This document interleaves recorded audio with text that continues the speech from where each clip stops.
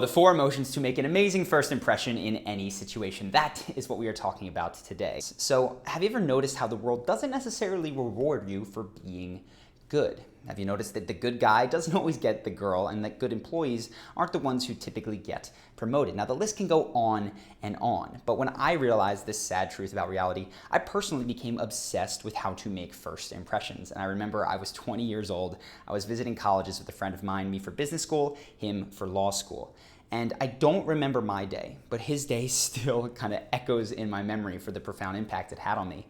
And it was because he went to the school and missed the tour.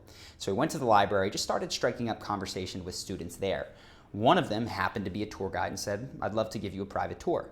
So they went walking around and talking, and he made a great impression, and so they took him to the dean's office. Once he was in the dean's office, he talked to all the secretaries, they liked him, and they said, "You should meet the dean. The dean is in."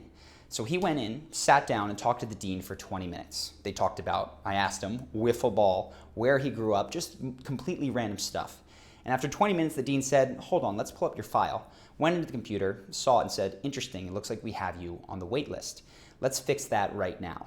And with a couple keystrokes, my friend got accepted to a top 10 law school in the entire country. And in addition, they offered him, when he finally got his acceptance letter, $20,000 a year in scholarship money. That's how strong his first impression was. And I realized this wasn't happening to me. I wasn't getting a leg up because of my first impression. If anything, I was hurting myself, which is why I became so obsessed. So now we have finally arrived at the 4 emotions. The first one that you're going to want to hit is fun. And people forget this, but it's so true. If somebody walks away from you having smiled, having laughed, having had their day brightened, that entire scenario is going to reflect with kind of an aura in their memory. And that includes everybody in it, especially if you're the one who is making them laugh. So getting fun out of the way humanizes you, and it just leaves them feeling positive, which really goes a long way.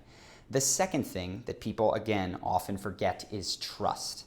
Now, you can be really funny. You can have a ton of respect. People can like you a lot, but if they can't trust you, and this comes through in subtle body language things that I talk about later, but if they can't trust you, they don't know your motives. And it's kind of like the way that you feel when you're talking to a used car salesman, which is, I like this guy, but I just don't know. And sometimes that is the difference between a sale, and it certainly can blow a first impression. So you've got to do the body language things that create trust.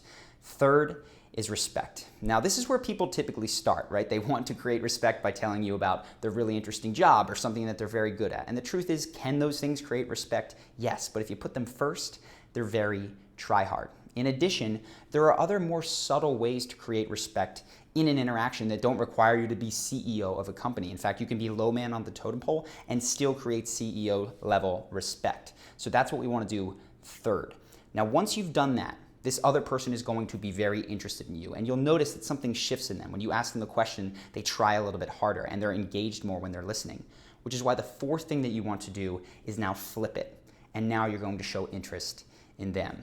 When you show interest in someone first, there's nothing wrong with that, but if you're going up to the most attractive guy or girl at a bar, or the CEO at a networking event, or something like that, somebody with high status in society, and you show a lot of interest, you've done nothing to distinguish yourself. But get those 3 emotions, fun, trust, and respect, out of the way first. All of a sudden, you're in a category all your own, and so when you do show that you're interested in them, they are going to really want to connect with you. That is how you make an amazing first impression.